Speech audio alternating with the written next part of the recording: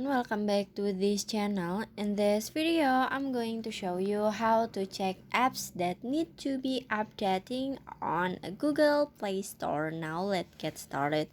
First, open your Google Play Store, and after this, if you want to check your apps that need to be updated, it's so pretty simple. So you just click on the profile icon at the top, click on it, and after this, in here you just click on manage app and device, and then in here you can click on manage,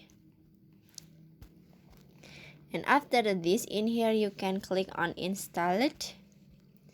This one, there's install it, click on it, and after this, in here you can click on update file labels and finish. In here you can see apps that need to be updated on your Google Play Store. I hope you found this video to be helpful.